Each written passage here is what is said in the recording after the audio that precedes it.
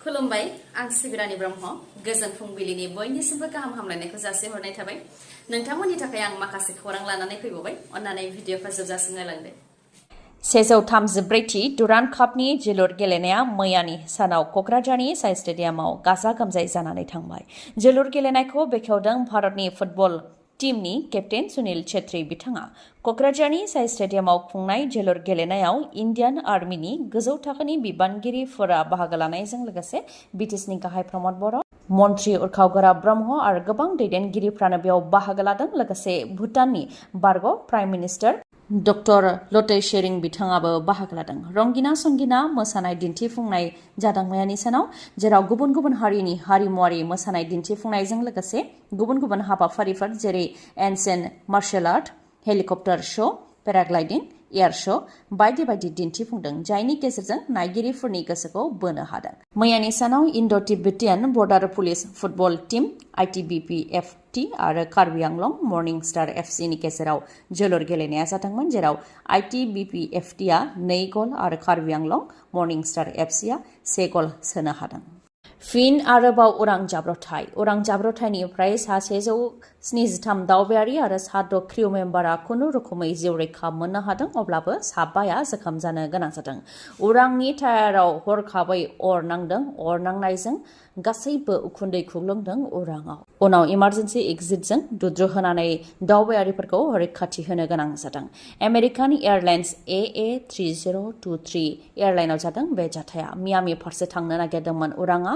बेयावनो take off खालामनो थाखाय रानवेयाव खारबाय थानाय समावनो टायाराव हरखाबै अर नांदों। डेनभार इन्टारनेशनेल एयारपर्टआव जादों बे जाथाया। मालफांसन जानायनि थाखाय टायाराव अर नांदों। मालफांसन जानायनि थाखाय गुबुन गंसे उरांआवबो सौख्रांहैनो नागिरदोंमोन, जाहोनाव गोबां दावबायारिफ्रानो हारहास्ति बा खैफोदाव गोग्लैनो गोनां जादों। उनाव टायाराव अर नांनायनि जाहोनाव इमार्जेन्सि एग्जिटजों दुद्रुहोनानै दावबायारिफोरखौ रैखा खालामनो गोनां जादों, जायजों 173 दावबायारिफोर आरो 6 क्रिउ मेम्बारा रैखा मोननो हादोंब्लाबो 5 जोखोम जानो गोनां जादों। BJPनि गोबां दैदेनगिरिफ्रा BPF बा ओनसोलारि राजखान्थि दोलोआव हाबफैनो हागौ। बे इसाराखौ होदों BPF दोलोनिफ्राय। BTC बिसायख'थिखौ नोजोर होनानै BPF दोलोआ गावनि गोहोखौ दिन्थिदों। भेरगाव डिमाकुसियाव गेदेर हेफाजाब होनाय हाबाफारि बानजायदों BPF दोलोआ, जेराव UPPL BJPनिफ्राय 600नि बांसिन मावथि आरो मददगिरिफ्रा BPF दोलोआव हाबफैदों होननानै फोरमायथिदों। बेनि अनगायैबो सानसे सिगां बर्मायावबो BJP सेन्ट्रेल कमिटिनि सेक्रेटारि, आसुनि एक्स भाइस प्रेसिडेन्ट, गुवाहाटी हाइ कर्टनि गागि उखिलफोरा BPF दोलोआव हाबफैदों। बेनिखायनो BPF दोलोआ देरहागोना रोखा होननानै दाबि खालामो BPF दोलोनिफ्राय। BPF दोलोआ देरहागोना रोखाब्लाबो हाग्रामा महिलारिया UPPL आरो BPF ज' जानायखौ लुबैदों, मानोना नेशनेल पार्टी BJPआ BTCखौ दखल खालामनो थाखाय जेरैबायदि लुबैनायनि महर दिन्थिदों। बेनिखायनो BTCनि थामोन्थाखौ रैखाथि होनोब्ला ओनसोलारि दोलो आरो दैदेनगिरिफ्रा ज' जानो नांगोन आरो BJPआ जेसेबां गोदै बुङा मानो बिथांमोनखौ BTCनि रायजो राजाया मोजाङैनो बुजिगौ होननानैबो बुंथियो BPFनिफ्राय। आरो खम समनि गेजेरावनो BJPनि माखासे दैदेनगिरिफ्रा BPF नङाब्ला ओनसोलारि दोलोआव हाबफैगोन, मानोना बायजोनि दोलोआ BTCआव हाबफैयोब्ला BTCआ जोबस्रांगोन, बेखौ दैदेनगिरिफ्रा सन्देह जादों होननानै फोरमायथियो BPFनिफ्राय। BJPआ BTCआव फैयोब्ला सानसेबो गोजोनै थानो हानाय नङा। हिन्दु मुस्लिम, बर' अबर' नांज्लाय खमज्लाय जाहोनानै BTCखौ फोजोबस्रांगोन होननानैबो बुंथिबाय MLA अखिल गगৈ बिथाङाबो। BJPनिया हिन्दुनि भट नांगौब्ला मुस्लिमखौ बु, बर'नि भट नांगौबा अनाबर'खौ बु, बेबायदि सोलियो होननानै BJPनि हेंथा बिबुंथि लाखियो MLA अखिल गगैआबो। बाक्सानि बरमायाव गिख्रंथाव अर, गंफानि उनाव गंफा गलायाव रोहो अर खामदों। गासै गं 6 गलायाव अर खामनानै गासैबो सेवहांगार जादों। बरमानि मेदाघाटआव जादों बे गिख्रंथाव जाथाया। अर खामनायजों गासै 50 लाखसोनि धोन सम्पति खहा जादों होननानै मिथिहोदों। साइकेल गला, साहा गला आरो गुबुन गुबुन गला गासै गं 6 गलायाव अर खामनानै गासैबो सेवहांगार जादों। गिबियाव साहा गलानिफ्राय अरा नांजेनदों होननानै फोरमायथिदों। बेनि उनाव साइकेल गला, बेबायदिनो फारि फारि अरा नांलांदों आरो सिलिन्डार बेफ्रुदों, जायजों अरा गिख्रंथावसिन महर लादों। गासै गं 6 गलायाव अर खामनायजों गासै 50 लाखनि बांसिन धोन सम्पति खहा जादों होननानै मिथिहोदों। उनाव अर खोमोरग्रा बिफान आरो आसाम पुलिसा फैनानै नारा-नाथा नाजानायनि गेजेरजों अरखौ खोमोरनो हादों, अब्लाबो गासैबो सेवहांगार जादों आरो लाख लाख धोन सम्पतिया खहा जादों। UPPL आरो BPF ज' जानायखौ लुबैयोब्ला हाग्रामा महिलारिया गिबियाव फोरमानजों लोगोसे लाइजाम हरग्रोनो नांगोन। बे खोथाखौ बुंथिदों EM बियार फेरेंगा बिथाङा। जायनाखि UPPL आरो BPF ज' जानांगौ होननानै दैदेनगिरिफ्रा बुंबाय थाबोदों, नाथाय ज' जानो हायाखै।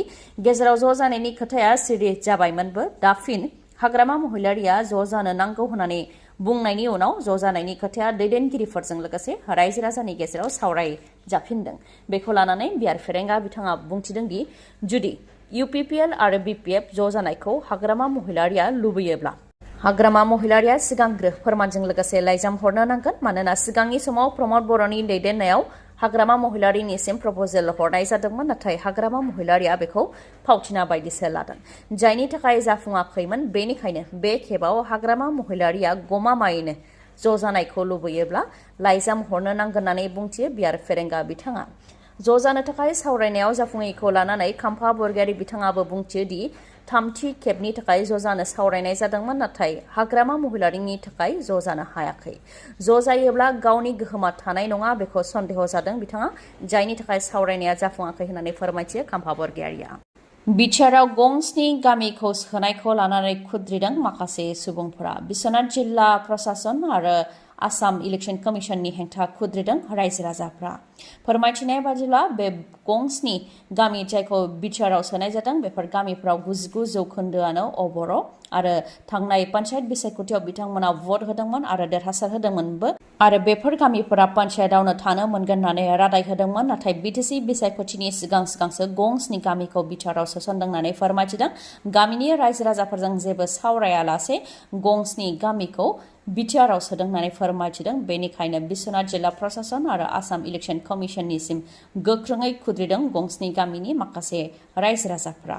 आरो बे गंस्नि गामिखौ बिटिआरनिफ्राय दाननानै पन्चायतनि सिङावनो दोनफिननांगौ होननानैबो गोख्रोङै दाबि खालामो रायजो राजाफ्रा। अनसायजाथाव मोनसे इउटुब चेनेल मुलुगमा माल्टि चेनेल, जेराव फरायसाफोरनि थाखाय मेथाइ सुजुनानै आरो मेथाइ रोजाबनानै भिडिअ एंगारनाय जायो, जायनि गेजेरजों फरायसाफोरा गियान सोरजिनो हायो आरो जिउआव थुलुंगा मोननो हायो। बे चेनेलनि बिगोमाया रायजो राजानिफ्राय अनसायनाय मोननो हास्थायदों। सिगांनि समाव रायजो राजाया गोबां अनसायदोंमोन, नाथाय माखासे जाहोननि थाखाय अनसायनाया खम जालांदों होननानै फोरमायथिदों। बेनिखायनो रायजो राजाफ्रा फिन आरोबाव जाहाथे बे चेनेलखौ अनसायो बेनि थाखाय खावलायहरदों चेनेलनि बिगोमाया।